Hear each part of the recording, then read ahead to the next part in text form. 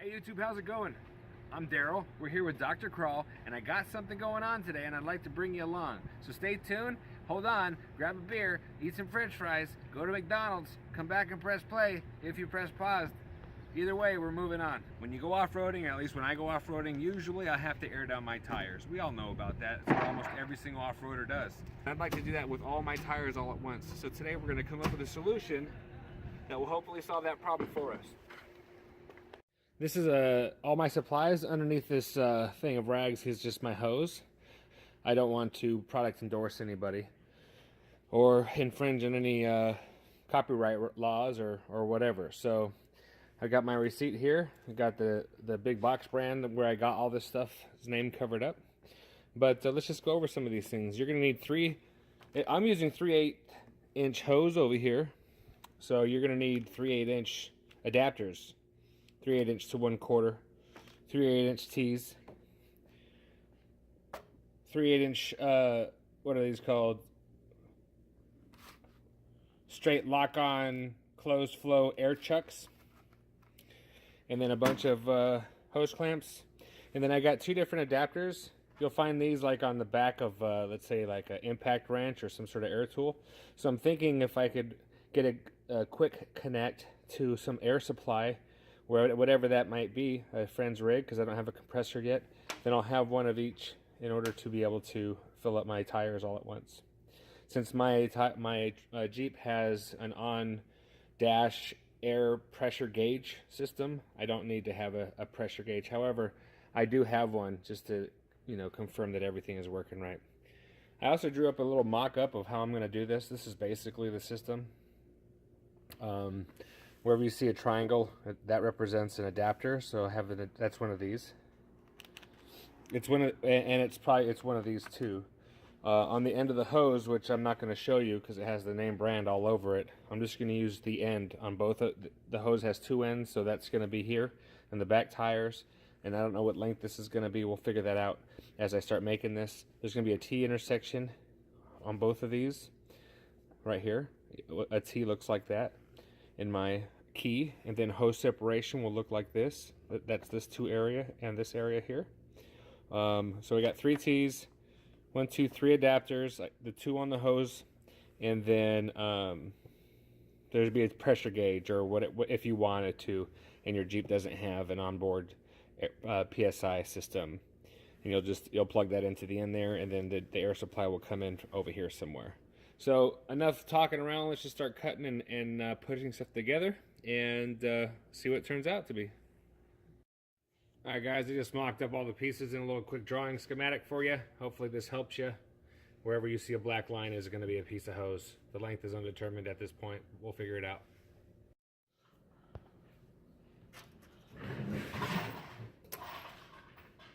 These are the tools I used in the making of this video. Alright, so I got 2 hoses the same length, 1 for each side. This side is more curly than the other side because it was in the center of the roll, and it just has that memory. I think I'm going to put it out in the sun. Maybe I can get it to relax, and as it cools down, if I get it to cool down in a straight line, maybe it will have a new memory. We'll give it a shot. I'm just kind of playing around with some ideas here. Got my Jeep right here. Basically, I'm just going to lay out the hose, and then I'll probably just mark dead center. Maybe by myself, not dead center from there will probably be good. I don't know, this is what I have to decide. Do I want the hose to be resting on the ground for the most part? I don't think it's really going to matter. Especially not that one. That one's going to be torqued on the valve stem anyways.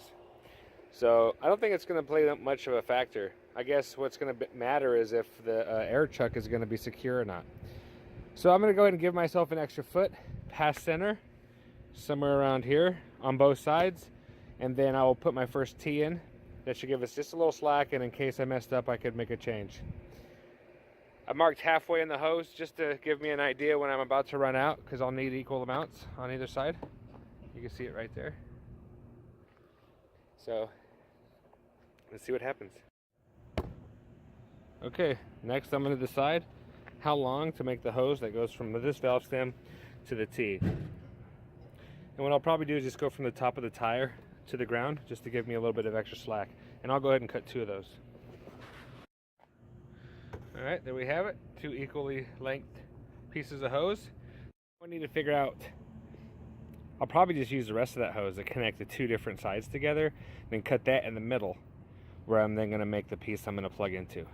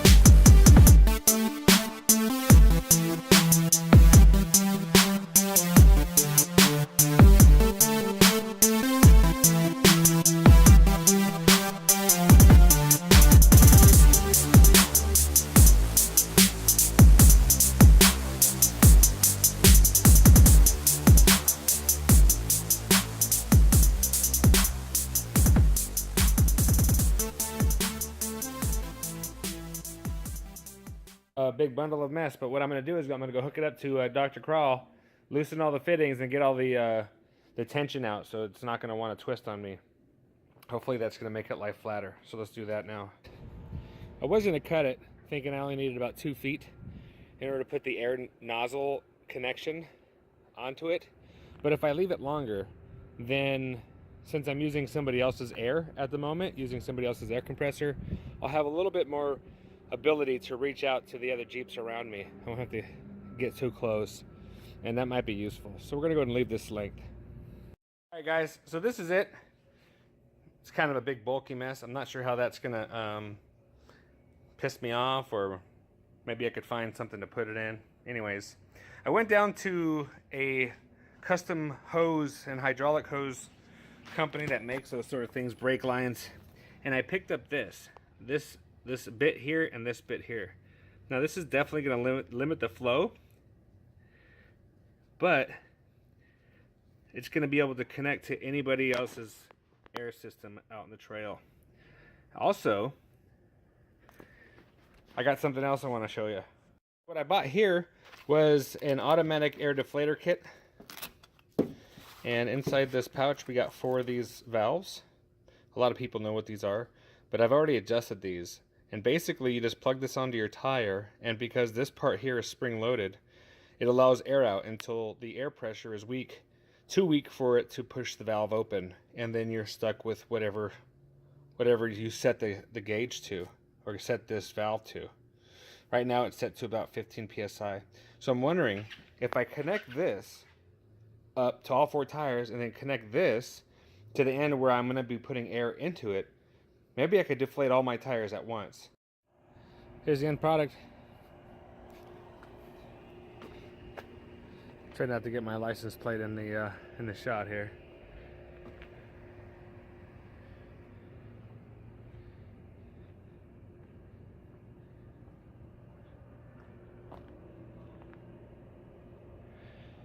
All we got to do now is test it out. The only thing I have to test it out though is an industrial size air compressor, so it's not going to be that practical yet. But I think, can you see? I think though we'll give it a shot. Alright, so I got them all plugged in. In theory, all 4 tires should equalize. The higher pressure pushing into the lower pressure. Let's go take a look at what the Jeep says. So I'm in Dr. Crawl right now. The first thing I gotta do is we're gonna turn the Jeep on. And then we're going to turn our gauges to where we can read the tire pressure here. There.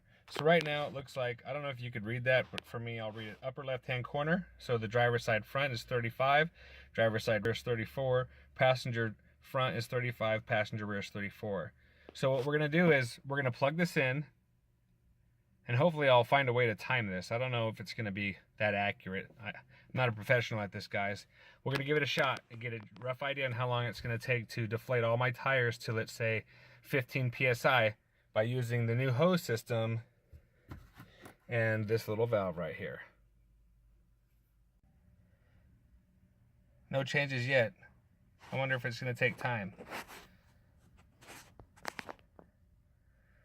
There, how's that? I think I'm going to go ahead and put the camera here on the steering wheel and go ahead and get this started. Maybe we'll use the time of the video to see how long it takes.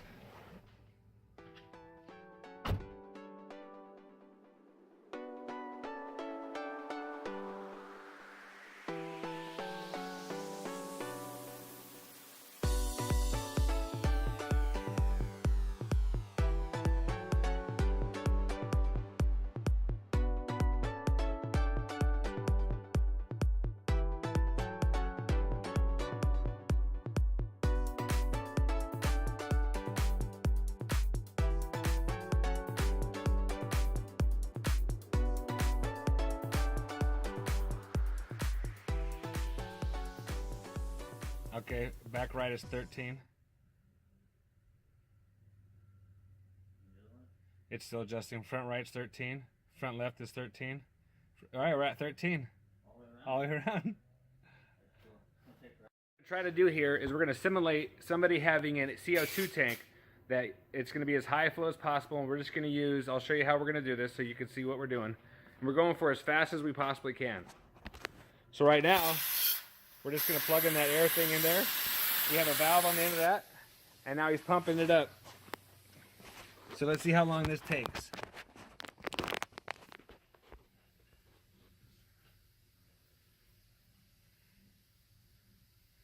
$17.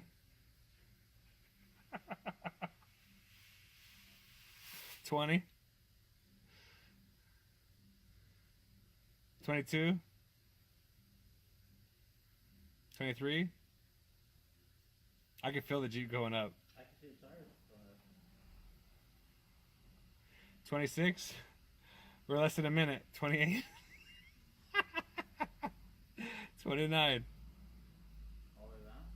Oh well, the three that are just 31. It's gonna be all the way around. The sign's 32. Where do you want to stop? 35. 33. 34. 35. Go ahead, stop. You can let a little out. It's at 38.